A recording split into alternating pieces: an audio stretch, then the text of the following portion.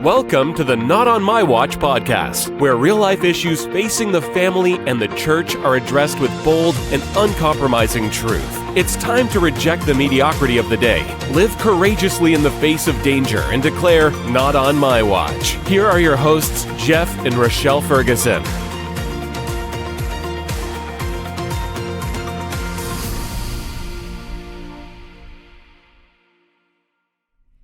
Hey, welcome to the Not On My Watch podcast. We're Jeff and Rochelle, and we are continuing our series. Took a little break to make an announcement. If you want to check that out, you can.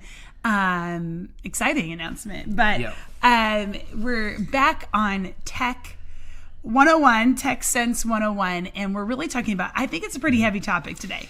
Yeah, pretty heavy topic. Usually you say, I'm excited about today's podcast. I'm excited about today's episode. I am for how it's going to, I really believe, equip people and equip parents.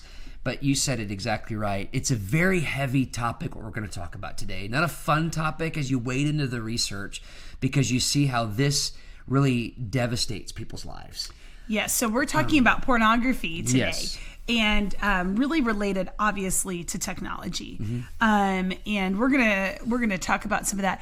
Really, the overarching goal of this podcast is that you, as somebody who cares about the next generation, you as somebody who wants to follow Jesus, really need to be aware of, I don't know, I guess the prevalence of how pornography is impacting people. The prevalence that it is within different generations, and wow, just even some of the stats, but not just understanding it, but what to do about it. Like, do we just give up? No, we never give up. Okay, so that's not Watchmen, but we gotta know and be equipped. We cannot on anything. We can't bury our heads in the sand. We cannot bury our heads in the sand, because what we will be doing is putting ourselves and another generation in jeopardy. But you got to admit it, Jeff. It's like easier. It's easier just to pretend like it's not happening, or that this will never. I mean, seriously, you're right. Or that it will never impact my home, or that the world is full of lollipops and rainbows. And except for the fact that in 20 plus years of ministry, you and I have sat across the desk, the table, whatever, from people who are absolutely devastated by the effects of this. By the effects of a very unwise use of technology. So sinful. Absolutely sinful. Yes. So I think we're just going to hit some stats, and then what do we do about this? Just so we understand, the stats are not like so that we can be heavy laden by them, but we've got to have an accurate picture of what's going on. The reality is that there are a lot of people addicted to pornography. Yeah.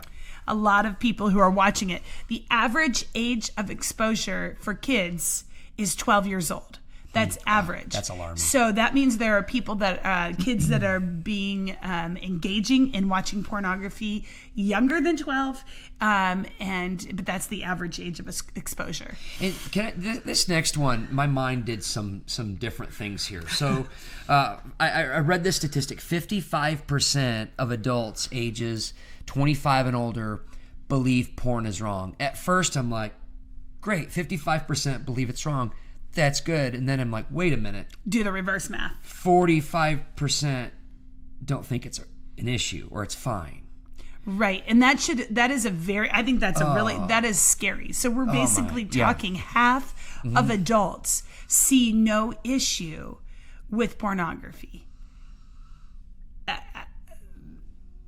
Wow. Okay. So this has got to be addressed in the sense of, I know we've got some other stats, but we've got to go here. Like, if we as adults, if we as followers of Christ, if you're watching this, you've got to have a right thinking about this. And I know we're going to get there, but it is wrong. Okay. Yep.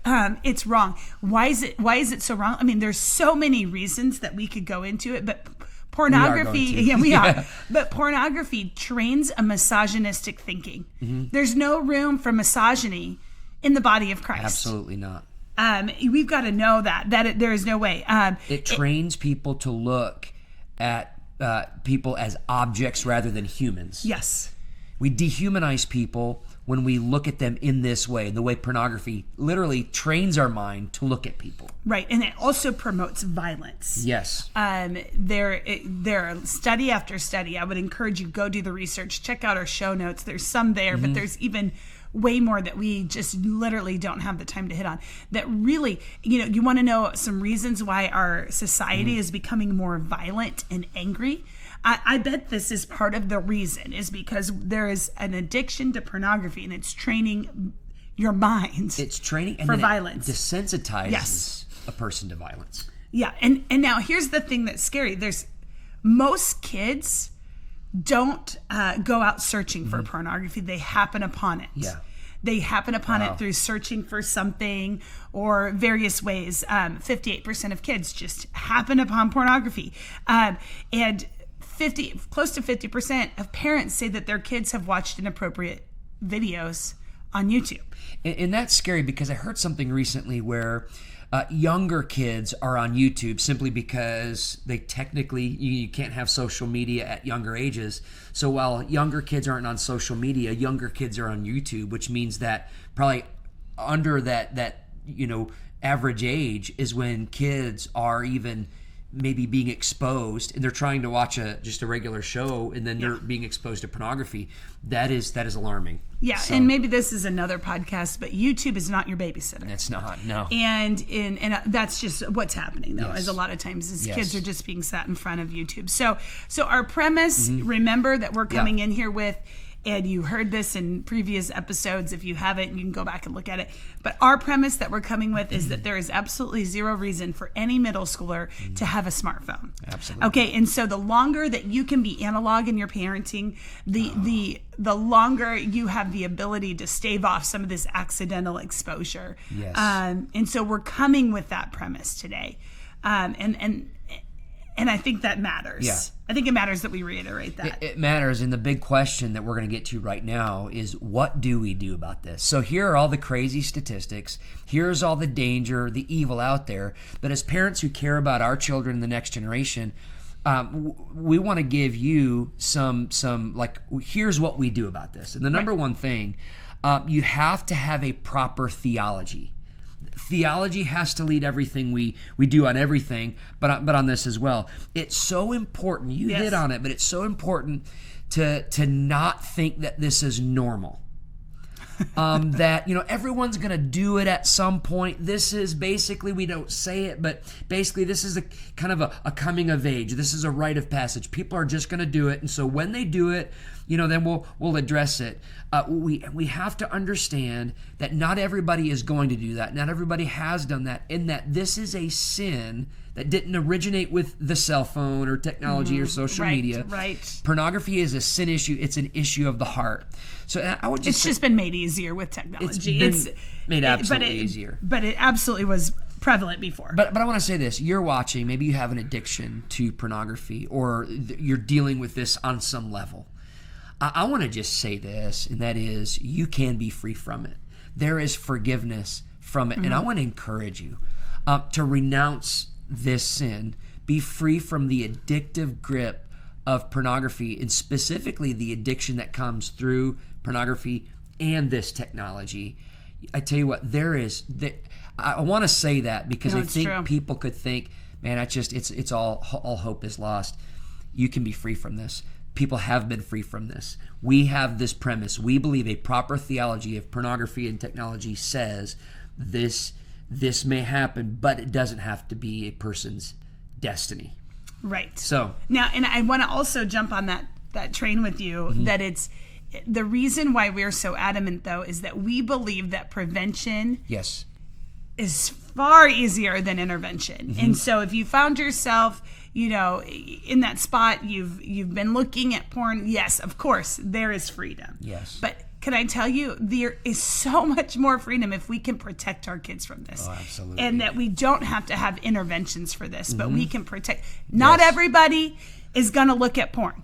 Let's stop saying these things. Well, everybody's going to do it. No, they're not. It's not true. That is a wrong thinking. Yep. That is wrong. I really feel that strongly, because we unintentionally say, well, we're just always going to sin. Well, not Jesus. God says to Cain in Genesis 4:7, sin is crouching at your door. But what does he say this? You must rule over it. In other words, it's crouching at your door, but we can rule over it. We have the ability to overcome it. Now we know through Jesus Christ. So you're right.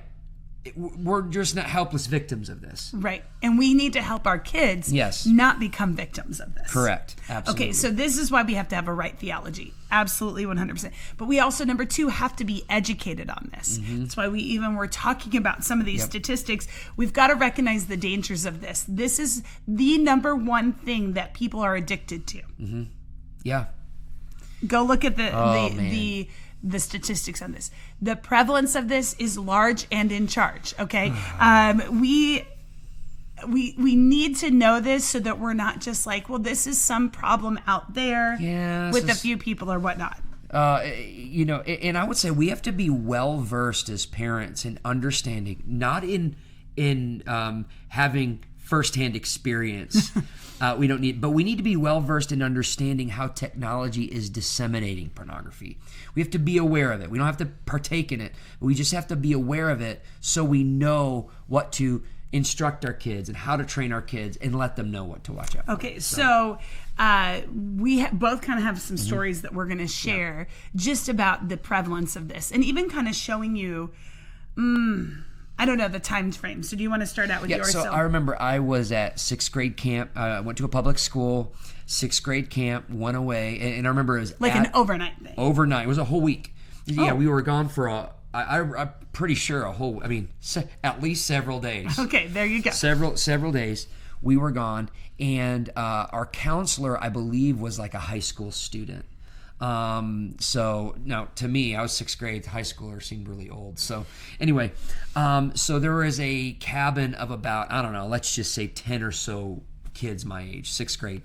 And I remember one night, it was several nights, but I remember one day the counselor said, hey everybody, tonight I brought some pornography. I don't know how he said it, but that's just the bottom line. And, so one night, I remember I was in the bottom bunk. The counselor was directly above me in the top bunk.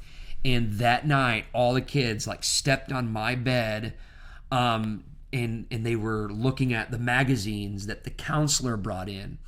I knew, I'm like, you know what? I don't want to do this. And so I was on my bed, laid down. I saw all these, the feet around me, and I just heard kids ooh, and it was not good, and they were laughing, and the counselor, who should be the counselor of these, was laughing and encouraging this so 6th grade camp, away from home, and kids are being exposed to pornography at a school camp, and it does kind of highlight the time frame, because this is kind of like the analog version of, in comparison to today, this was very analog, a magazine. Right. But we're telling, this is not just a tech issue. Yeah. So this is a sin issue you're talking about. Right. And, you found yourself in a situation where you chose the right thing. Right. But the people in charge didn't. And it would have been very easy for someone like me to say, in order to avoid being laughed at, ridiculed, I'm just going to do it. So I want to let you know, these are some of the situations that maybe your kids are finding themselves in. Now, on the reverse, I'm going to talk a story that happened to me recently. So I am not in 6th grade. This is not 6th grade camp.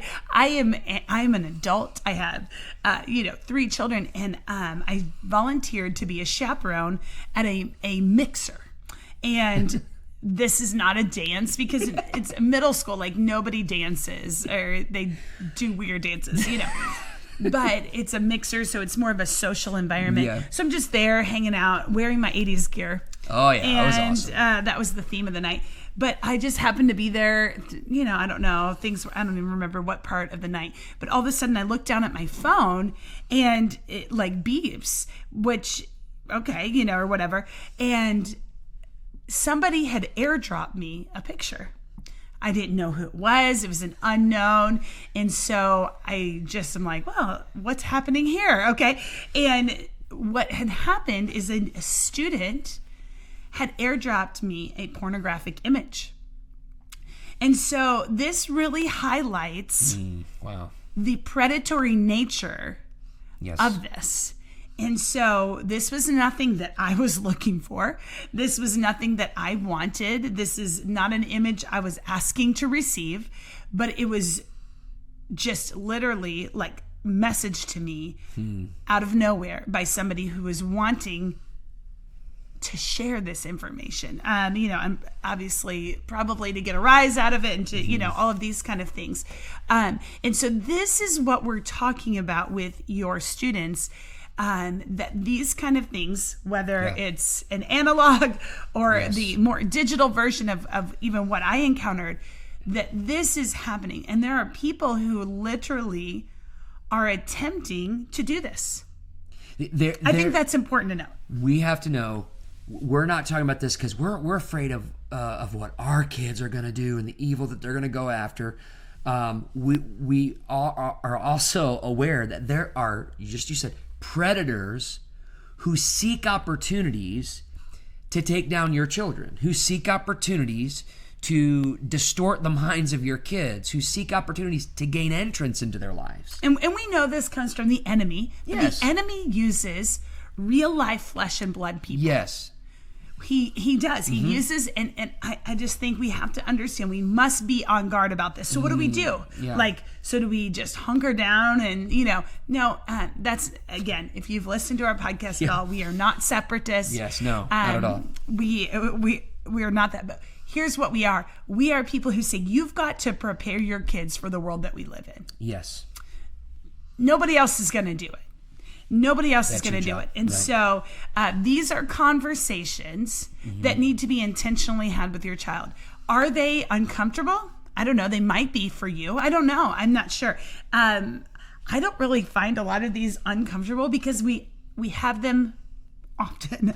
I talk to my kids about what do you do if you come across a website that you didn't intentionally try to go to? What do you do?